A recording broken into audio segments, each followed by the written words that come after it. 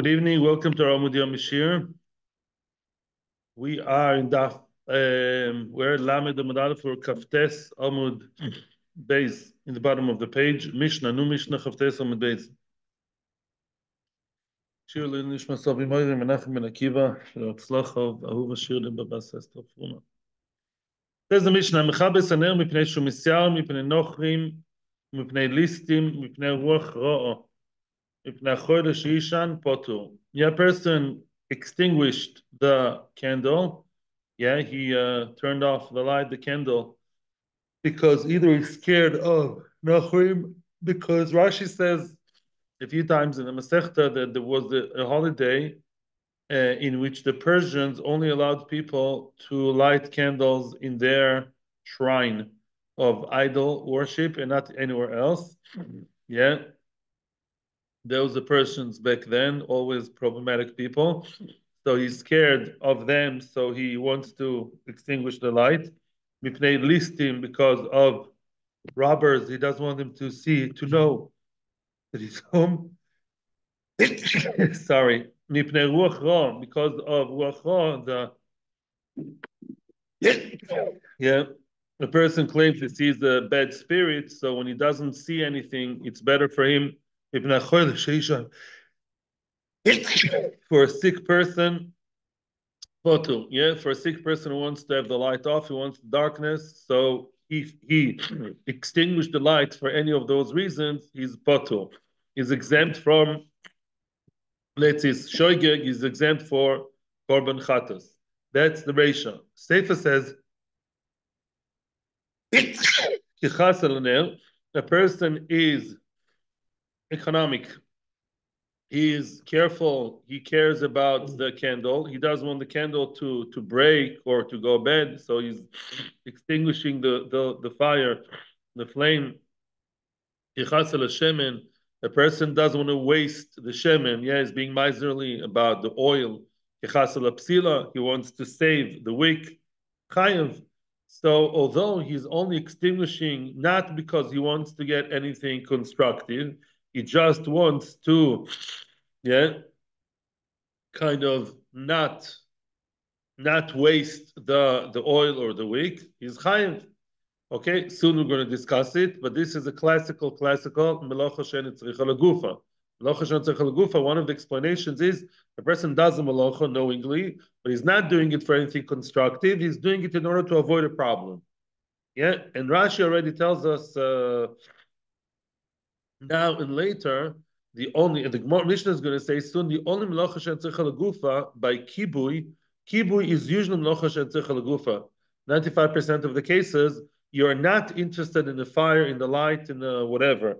Yeah. So usually kibui is tzricha legufa, because the only time you are tzricha legufa by kibui is when you gain something constructive. Let's say when you dafka want something to be there and be extinguished. When is that? There are two cases.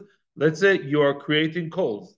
You want to have a barbecue, ala esh, and you want to create a coal. You burnt it, and you're happy with the result. Oh, I have now, a coal that is turned off, that is extinguished. That's good. It's mechube. I gained something. That's richa legufa. But when I just turned off the light or extinguished the fire, it's in its richa legufa. Or let's say a person, sometimes on Shabbos and Erev Shabbos, you take a wick and you light it, you burn it, and then you take away the fire, you extinguish. You want it to be there, just scorched. You want the thing to be charuch, to be scorched. Oh, you gain the result. That's tzricha legufa. But in most cases, ain't tzricha legufa is kibui. So now, according to Tanakama, really, although it's ain't tzricha legufa, you're chayiv, and there is such a shita.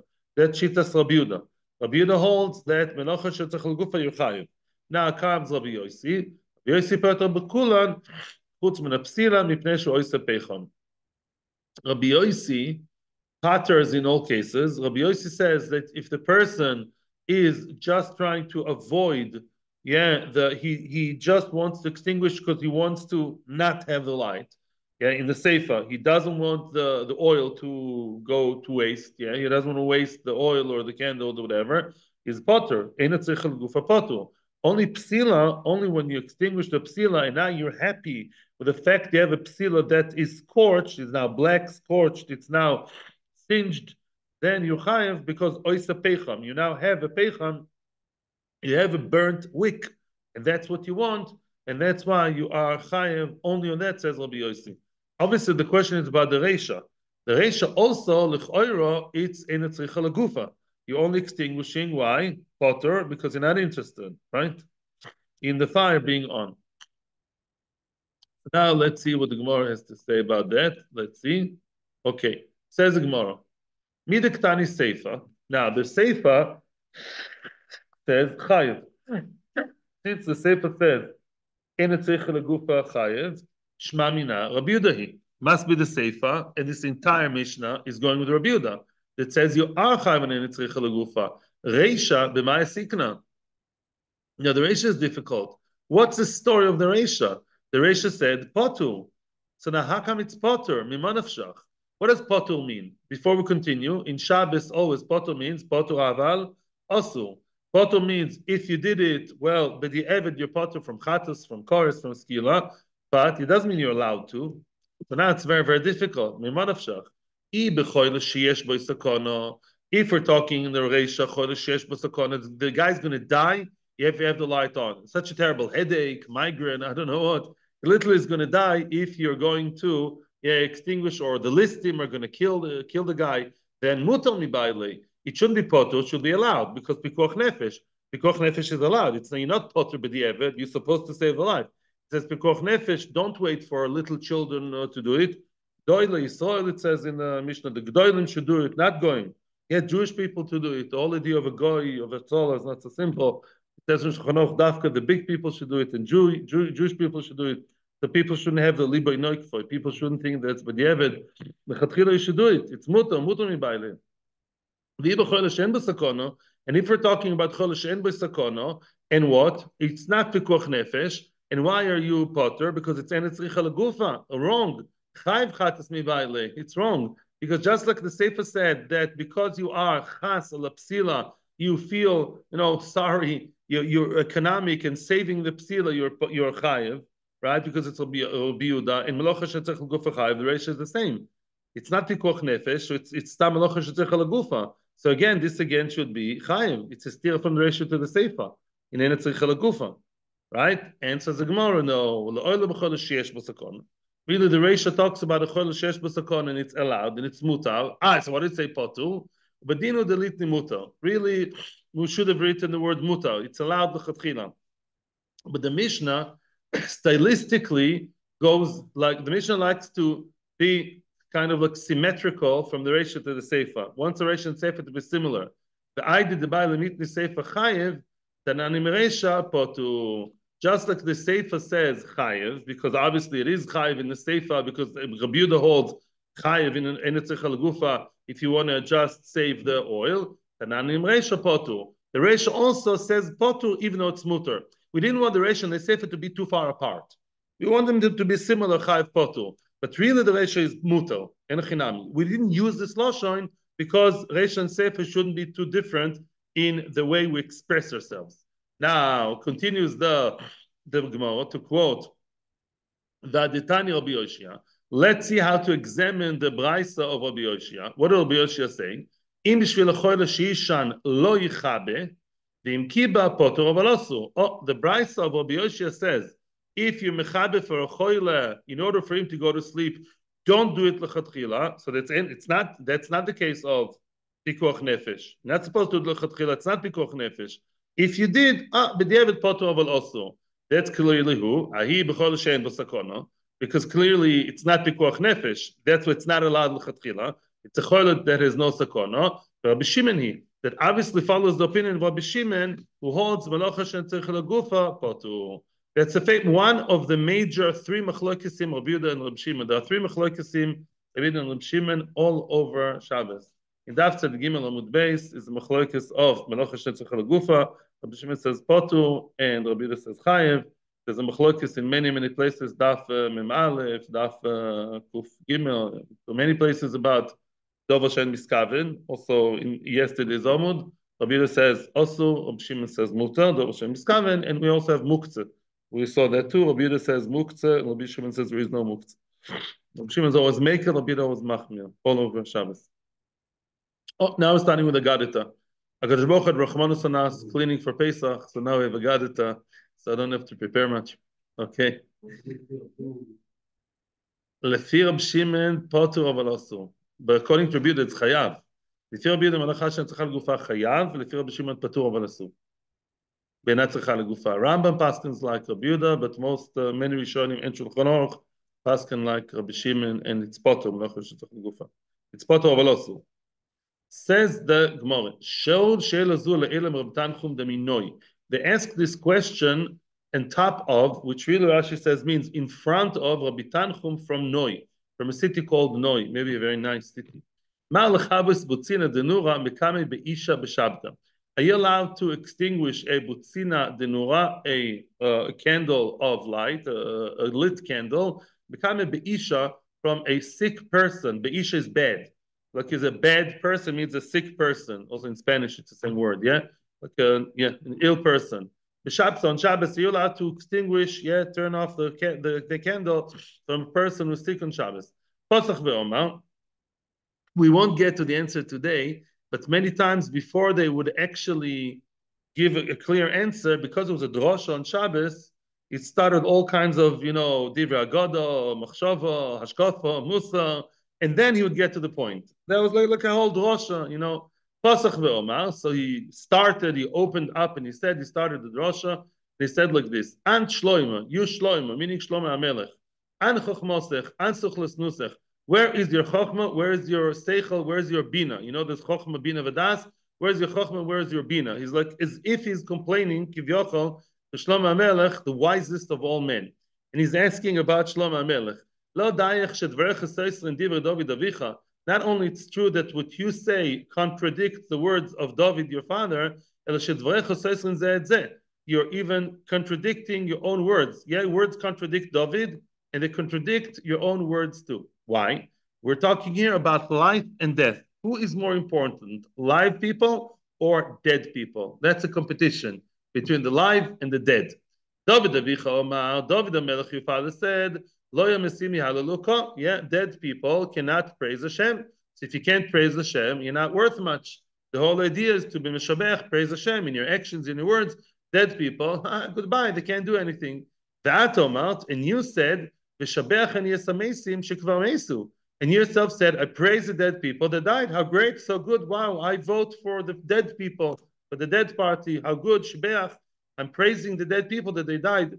And then the Chazata v'amarta. So first of all, you're contradicting your father. And secondly, the Chazata v'amarta, you got back, you said something different. The live dog is better than the dead lion. Dog in Yeshkofa, in Yiddishkeit, is always like a bad animal, is always looked down upon, like a dog. And you see a live dog is better than a dead lion. Yeah, a dead lion, a lion is much more than a dog. And you see life is so much more valuable than death. You see that the live dog is, even a live dog is better than a dead lion. So you see that you too, Shlomo, you give more importance to the live than to the dead. So what do you mean? Make up your mind. What do you mean, Shlomo HaMelech?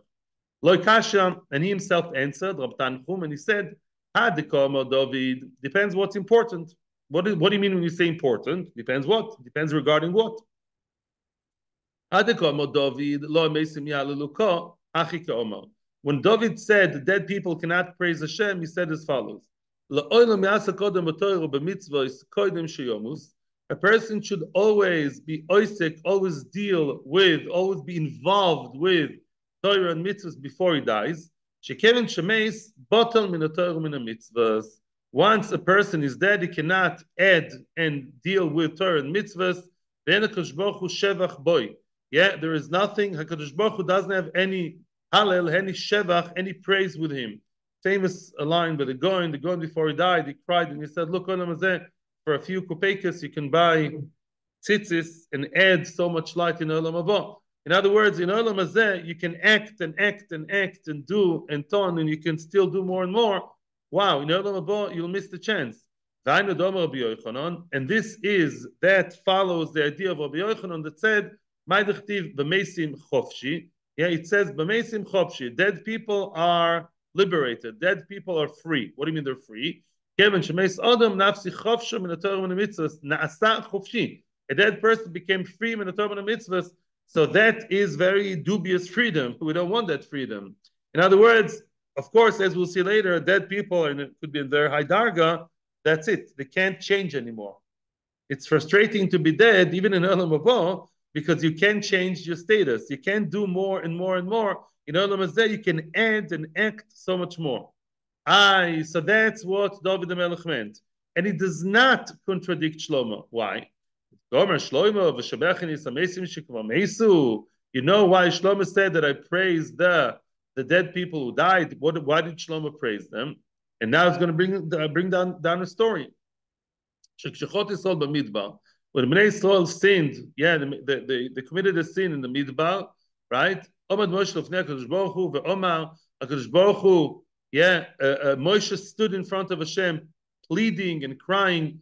Yeah, kama tefillas v'sachonunim lafonov. So many tefillas, so many, pleading and begging. And Hashem didn't answer him. But when he said, Zachor Avram Yitzchok Yisrael Avodecho, Miad Nano, right away, when he said to HaKadosh Baruch Hu, remember the Avram Yitzchok Yaakov, and that was in the time of what? Of the Egel, after the Chet of Egel Azov, Miad Nano, Moshe Rabbeinu reminded the HaKadosh Baruch Hu of the dead people of Avram Yitzchok Yaakov, and right away he was answered, and not with his own schus.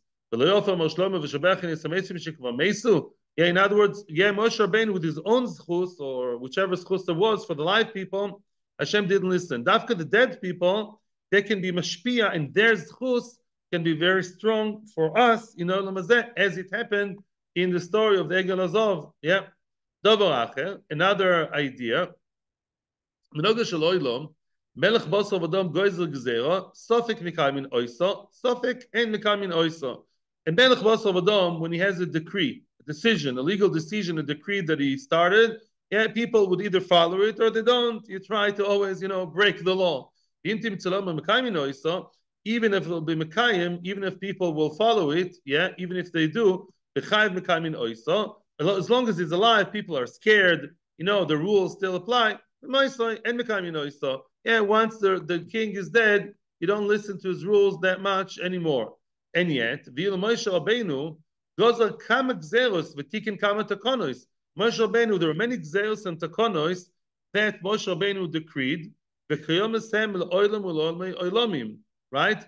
And yet, and they're kayim forever and ever, right? So Rashi explains that the Moshe Rabbeinu is now dead, right? And although Moshe Rabbeinu is dead, his gzeros apply forever. All types of gzeros. Yeah, for example, Moshe Rabbeinu was goizer, Rashi says, Shir Sholim V'dosh B'nyon Shel Yoim. Moshe Rabbeinu was Metakam Kriyas HaTorah. Moshe Rabbeinu was goizer gzera and was metaking people to eat on time, to have orderly meals. Yeah, Moshe Rabbeinu was metaking all kinds of takonas, and they exist, even though he's dead, or maybe because he's dead. And yet you see, and today we have all kinds of kings, and they don't follow what they say. Yeah, in other words, that really dead people, on one hand, it's not a stira. To act, they can't get closer to Hashem in Olam Haba, they can't do anything to change the status. But a person like Moshe, or like the Ovois, once he's dead, he's a shpo, his influence in Shemaim is very high. Both in Shemaim and in Oretz, what he decided goes in both upper worlds and in the lower worlds. More than live people. More than live people, depends which dead and which live. Yeah, obviously, live people are great, dead people are great. The legacy that they left behind is very strong. And the zchus that they can be mashpia in Shemaim is very strong. Now, Dover Acher, another explanation. What does it mean, V'shabeach and Yesameisim? Why is Shlomo Melech praising the dead people? This is following the opinion of Avyuda Omarav. This is Dovid the Melech asking Hashem, I want you, Hashem, to show me a sign that is for my favor. Show me a sign that's good for me, a good sign. He was Sinai ve'evoishu. That's a loshon, and my enemies would see and they'll be ashamed. You know, David HaMelech, all his life, people always chased him. They always, tried to harm him. They always pursued him, always. And David HaMelech said, Hashem, please show me a sign that I'm right, that I'm good, and my enemies will see that I'm right, and they'll be ashamed. What does it mean? David said to Hashem, yeah, please forgive me for that. The big sin of Dovid HaMelech, the big sin of all times, was of course Bathsheba. Yeah, so please show me, and really not show me. First of all, forgive me for the chet. Dovid HaMelech really did tshuva of the chet of Bathsheba. So Hashem said, Omer lo lecho. Yeah, it's forgiven already. The tshuva, you had sorrows. How many tzars he had because of that? Of Shalom and other things. Of Shalom wanted to kill him, rebelled against him. Macholoch. Omer loi. So David HaMelech kept insisting, Ase imi ois b'chayai. Make a sign. Show me a sign. Show me a real sign in my life, during my lifetime. Show everybody and show me that you forgave me. Omer loi. So Hashem told him, Bechayecho eini modia. While you're alive, I won't show you yet. I guess he wasn't zoiche for that. Shlomo bincha ani modia. When Shlomo, your son, will sit on his throne, will be a king, then I'll show everybody a sign that I forgave you. How was that? How did that come about? Shabbat Shlomo's Beis HaMikdash, when Shlomo HaMelech built Beis HaMikdash, Bikesh lachnis Aron leBeis Kodesh HaKadoshim. Yeah, he built the whole bais, the whole beautiful Beis HaMikdash. Wow, so exciting. Klal Yisrael ate. You know, they ate on Yom Kippur. For 7 days they ate, including Yom Kippur, Horas Shah. And now finally they wanted to bring the Aron, the Aron Abris with the Sefer Torah and everything, with the Luchos. They wanted to bring it to the Kodesh HaKadoshim. Dov Kusharim Zebazeh. All of a sudden, the Shalom, the gates of Beis HaMikdash got stuck to each other, did not allow the Aron to go through. Amar Shlomo 24 Renanos. Shlomo Melech then said and sang 24 Renanos, 24 prayers that are written in Tefillah Shlomo. Shlomo Melech, one of the major tefillahs in Tanakh, was a tefillah of Shlomo Melech upon building Beis HaMikdash. It's a long tefillah, very beautiful about it. Everyone can relate to Beis HaMikdash and even Goyim. The whole tefillah that Beis HaMikdash should be a house where everything good will happen. That should be it, as it was. So those 24 songs, then please, he sang Veloy Nana. He wasn't answered. Yeah, Hashem didn't answer him. Pasach ve'oma. Then Shlomo Melech tried again, a different mechanism, different venue, and he said, "Su shalom roshechem, v'nosu pischei oilom." Yeah, lift up your heads, the gates. V'nosu pischei oilom. Yeah, the openings of the world. Yeah, the gates of the world should be lifted automatically. V'yova Melech HaKavod, and the king of Melech HaKavod should come in. Ratu basar l'miflei. They ran after him to Shlomo to swallow Shlomo. The She'orim, the gates, actually wanted to swallow Shlomo because they thought that he's talking about himself, Melech HaKavod, as if he's claiming his own glory, his own as he deserves. I'm the Melech HaKavod. Omru, miu Melech HaKavod? Who did you call Melech HaKavod? As if the gates were saying, who did you call the king of Kavod? Omerlu, no, it's not me. Hashem Izuz v'Gibor, Hashem, the mighty one and the strong one. And then Chozav Omar, then again he came back and he said, Susham Roshechem Us'u Pischei Oilom, V'yava Melech HaKavod, V'yuz Melech HaKavod, Hashem Tzvokos Melech HaKavod Tzela, V'loi Nano. Again he said the similar pasuk in a different way. Here it's Hinosu, here it's Se'u, there are all kinds of differences. But at the end of the day, it was not answered. Yeah, Hashem did not answer, and the gates kept closed. So because of the kavod of Kadosh Baruch Hu and the Aron, it didn't help. Kevin Shoma Hashem Elokim, and then again Shlomo Melech said something else. Hashem Elokim, Al Teshev Pnei Mashiachecha, don't turn in shame the face of your Mashiach. Zichra L'Chasdei Dovid Avdecha. Ooh. Once he said, remember the chasadim, the good deeds, the mercy of Dovid Avdecha. Oops, by hearing the name Dovid, open sesame, open Dovid.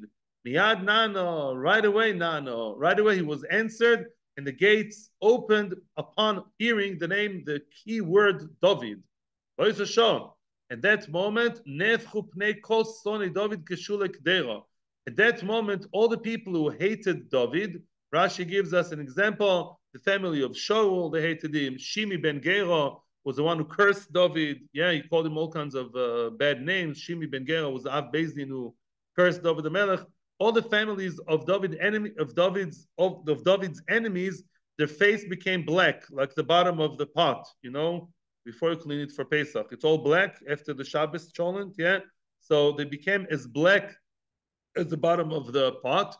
Meaning basically they had egg on their faces, as we say. They were ashamed of themselves. The other kolam, the Kol Yisrael, the entire nation, and the entire Klal Yisrael knew Shemachol HaKadosh Baruch Hu lo yisa ovain. And then HaKadosh Baruch Hu, they knew that HaKadosh Baruch Hu forgave him for that ovain, for that sin. It wasn't Shlomo right for saying, I praise the dead people that died already? You see, the Dovid HaMelech, although dead, managed to achieve more than the live ones. Shlomo is trying and trying and trying, nothing happening, nothing doing. And you see Dovid HaMelech, the one who's dead, the same idea again and again. Interesting, three people. You see it by Avram, Yitzchak, Yaakov, and Egel. You see it by Moshe's Gzeros, and you see it by Dovid. Avram, Yitzchak, Yaakov, Moshe, Dovid, basically most of the Ushpizin, the Choshev ones. In Shemaim, they act in the world for us more. They for themselves can't do anymore. They can't go higher because they can't do mitzvahs in Shemaim. But after they gained so much, they got to such a high level in Shemaim, they can take the credit and use it for people down here. And this is what it says. This is what it means when it says, on the 8th day he sent the people and they blessed the Melech, the Shlomo Melech, the Yelchu, and where did they go? The Yelchu Lolem, they went to the tent, Smechim v'toiv v'leiv, al kol ha'toiva she'osa Hashem leDovid avdoi, v'Yisrael amoi. They went Smechim v'toiv v'leiv. Soon we'll see what that means. They were happy and good-hearted, and they were so happy because of all the good that Hashem did to Dovid the Melech and to Israel. So again, this was like a closure. This was like, tying the loose ends of the whole story of Dovid the Melech. His reputation was always unclear. And now, by the time to Beis HaMikdash, finally, everybody knew that Dovid was on the right. Now we're going to explain the Pasuk. We're going to interpret the Pasuk now. Olehem means their house, their wives. What does it mean? They all found their wives being Torah. They were not Nida. They came back from the ceremony of Beis HaMikdash of the 7 days. They were happy that the wives had Tahara. They were Torah that could be with their wives. Smechim, why were they Smechim? Shenenu miziva Shechina. They were Sameach because they enjoyed the light of the Shechina in Beis HaMikdash. They were with good heart, good mood, in a good state, because each and every one, the wives that night, after coming back from Beis HaMikdash, the wife was Tahor, they could be together. The wives were Tahor, each and every one's wife. The Yoldo Zocho, each one had a baby boy, baby boom, Each one had a baby boy, from that night of the post Beis HaMikdash. Al kol tov sha'otzo Hashem leDovid avdoi. What does it mean that Hashem did good to David, his slave? He forgave David for the ovoin of Bathsheba. What does it mean that Hashem was good to Klal Yisrael? What does it mean? He forgave them for the possible potential sin of eating in Yom Kippur. Usually, as far as I know, you're not allowed to eat in Yom Kippur, right? But this time was an exception. There's a whole question why. But there was like an aseh, doiche, loita aseh. They ate 7 days and another 7 days. So those one set of 7 days included Yom Kippur and Sukkot, 7 and 7. So they ate in Yom Kippur. Hashem forgave them for that. Now, I have the Ka'oma. So far so good. So Shlomo Melech is okay with Dovid the Melech. Dovid is right and Shlomo is right. David is right that really it's better to be alive because you can accumulate, you can gather more and more mitzvahs. Afterwards, it's too late. Torah mitzvahs only here. And Shlomo Melech is also right because after the person is dead, if he really became a millionaire, a spiritual millionaire in Olam Hazeh, now he has a lot of dividends in Olam Haba, and he can share the wealth with people down here and can help us down here too. Shlomo. What about Shlomo's second statement? The Shlomo kilakelev chai hu tov min aryeh hameis. What is it? And then we're not going to finish today. We'll start and not finish. What does it mean? Interesting lashon. The live dog is better than the dead lion. What does it mean? That doesn't have to do b'chlal with who's more important. It has to do with the halachot of Shabbos and Yom Tov. Yeah, and it's to do with the halachot of moving a dead body, basically, as we're going to see. Dovid Omarav, this again, Rav Yehuda Omarav, following the opinion of Rav Yehuda Omarav. Rav Yehuda Omarav. My dichtiv, what does it mean? And this is now about David's day of death. It says by Dovid HaMelech, he is asking Hashem in Tehillim, Hadi'eni Hashem kitzi, midas yemai ma hi. Yeah? In other words, tell me, show me please, kitzi, show me my end. According to Rashi here, what's going to be hasidas lavoy alai? What's my future? What does the future hold for me? What's in it for me in future? And umidas yemai mahi. What's the size? What's the measurement? What's the longevity of my days? Meaning, when will I die? I want to know what's going to be with me. When will I die? Id'a ma chadal ani. Yeah, I want to know which day exactly chadal. What's lachdol? To stop. When will I press the end button? When will I stop functioning? When will I die?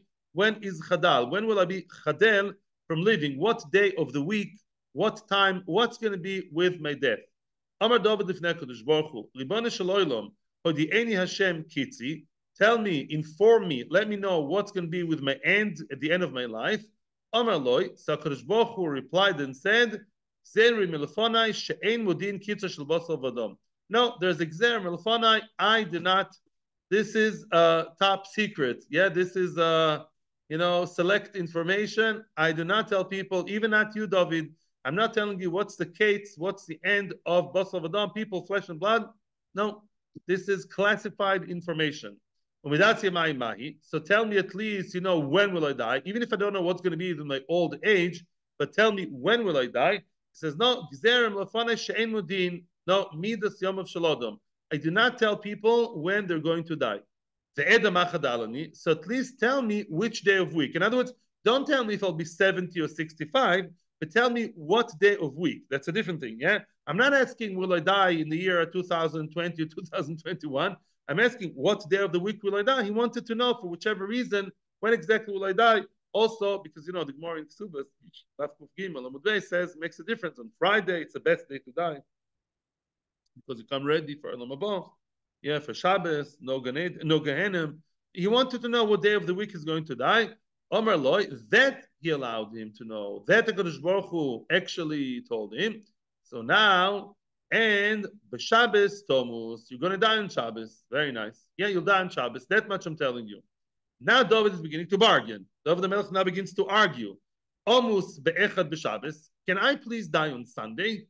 Why? Because on Sunday, says Rashi, this asik bi be'espedi. On Shabbos, if I die, people will not be able. It's a tricky story to die on Shabbos. People can't touch the dead body, as we're going to see soon, and it's a whole balagan, yeah. And they can't be maspid me. Maybe later, yes, no. To die on Sunday, give me one more day. Can I just have one more day? So on Sunday, I'm not asking much more than one day, and then people can deal with me, can properly bury me straight away with no halachic questions. They can right away give a spadim. All will be normal. Omar loy. So Hashem said, no, too late. You can't die on Sunday. Malchut Shlomo bincha. On Sunday, I already have another plan. The Malchus of Shlomo, the reign of Shlomo, already is designated for Sunday. Another man will come on Sunday. You can't be there together. The ein Malchus nogas bechaberta afilikim loinima. You can't have one Malchus, one reign, one king, one kingdom touching its friend, even with a split of a hair. In other words, if Shlomo is meant to be on Sunday, you can't coexist with him on Sunday too. No way. You're going to be one day and he's another day. Almost Be'erev Shabbos. So let me die early. First of all, it's better. And secondly, there's no Chilul Shabbos business. Friday, they quickly bury me, deal with me. Erev Shabbos, Friday. I'm giving up one day of life. I prefer that over halachic questions. Interesting. Of a dead person on Shabbos, let me die on Friday. No Shabbos lahalocho. Omer loy. So now, Kadosh Baruch Hu told him no. Kadosh Baruch Hu told him Musar. Kitoiv yom b'chatzarecha me'elef bocharti. What is it? It's Hashem saying to Dovid. Interesting. Not as Poshup Pshat of the Pasuk. What does it mean? One day in your courts, in the courts of Hashem, is better than 1,000 what? Toiv li yom echad shatu yoshev v'oisik b'toiro me'elef oilos she'osid Shlomo bin chalakev lefanal gabei mizbeach. In other words, you, Dovid HaMelech, your life is, you yourself told me, that you are so happy with each and every day of Esek HaTorah, more than 1,000 korbanos that Shlomo will bring. Let me explain. What's the story over here? David's main maila was, it was a big masmid. David learned Torah all the time. Right? It says David used to learn, and then people at the beginning of brachas, people would bring him the blood for shilas, and then he would tell them, "Okay, go to war, leave me alone. I don't want to deal." Okay, you go fight your wars, because he came to him and said, "There's no money." It's a famous word at the beginning of brachas. David wanted to just sit and learn the whole life. So one day of you dealing with Torah, Isaac Torah, is much more valuable for me than 1,000 korbanos of Shlomo. What was Shlomo's big thing? What was Shlomo's thing? Beis Hamikdash. So I prefer having one more day, meaning Friday and part of Shabbos. I prefer having your Esek B'Torah more than Shlomo's new Hanhoga of Beis Hamikdash. I prefer to push that for Sunday. You're asking to die early, so Shlomo will start his reign on Shabbos. No, I want that Shabbos to be yours and not Shlomo, because I prefer you as a Ben Torah Masmid to be around one day longer before Shlomo comes in with his new Hanhoga of Avodas Beis Hamikdash, right? And therefore, what? So it was decreed en malasot. Let's continue to the next page. And therefore, David knew he's going to die on Shabbos. Let's just see one more line. Called Yom the Shabbos. In the next few years, since David did not know when he's going to die, meaning which year, or not even which week, but he knew it's going to be on Shabbos. Every Shabbos he was apprehensive. He prepared himself to protect himself from death. He says, "Aha, I have a trick. As long as I learn, Malach HaMavis can't touch me."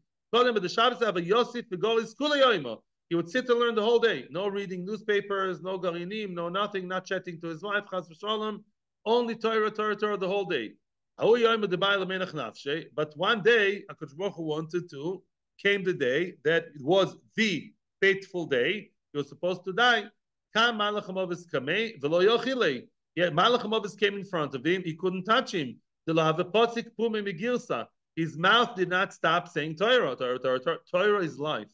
And life is Torah. People ask me, interesting question. What's the source that because of Torah you win the war? There are many, many sources. One of them is Mefursh source in the Sanhedrin Tzadidal Damud Beis. You can show it to people. It says Mefursh that because of the Torah that they learned in the times of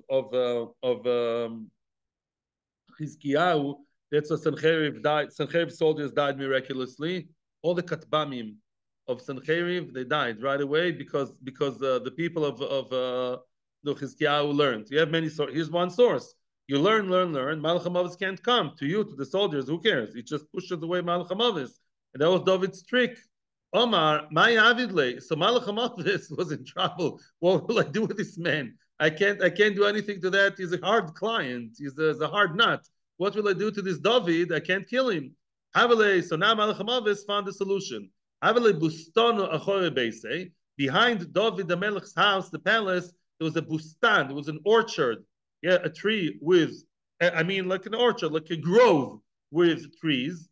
Also, Malach HaMavis came. Solik, he went up. Bachish Bilani, he started moving the trees like the wind. Bachish, like Livchosh, he was like moving around the trees. So there was like noise. David HaMelech didn't know what's going on. No fak lemechze. David HaMelech went out to see. Maybe it's a thief. David HaMelech has to see, to be in charge of the palace. What's going on there? Avesalik Bedarga. Malach HaMavis caught him. I stopped learning. Avesalik Bedarga. He went up the ladder. If his darga mitute, one of the rungs of the ladder fell. Ishtik v'nach nafshe. Boom, he fell and he died. Shalach Shlomo b'midrasha. Then Shlomo asked the halachic question from the Rabbanim. Abba Meis, my father is dead. Umutal b'chama. Now I have a dead body. That's exactly what David feared. My father is dead and he is now in the sun because he was in the garden. He's in the sun and the body is going to decay. The body is going to, be distorted by the heat. And another question, the klovim shel beis Abba re'evim. I have another question, two separate questions. The dogs of David HaMelech, the guard dogs, they're hungry. What do I do? Ma'aseh, what shall I do? Shalchulei. So they answered, chatoch nevela v'nach lifnei klovim. First of all, take a nevela, take a dead animal, a corpse, a carcass of an animal, and cut it for the dogs. And your father, you have to put on top of the dead person. That's what they do today. We're going to discuss it tomorrow. Take a loaf of bread or a baby and carry it together with the dead person. May we all have long life, not to finish with a bad thing. Long life, Shabbos, weekday, soon tchias. Atzlacho, bracha, thank you. And we should be able to clean better for Pesach and get Pesach very clean very soon. Tomorrow, more Agadita, the whole story and beyond. Thank you, and may we have long, long life full of nachas, nachas and atzlacha. Shkoyach, thank you for coming, Pesach. Atzlacha to our YouTube customers.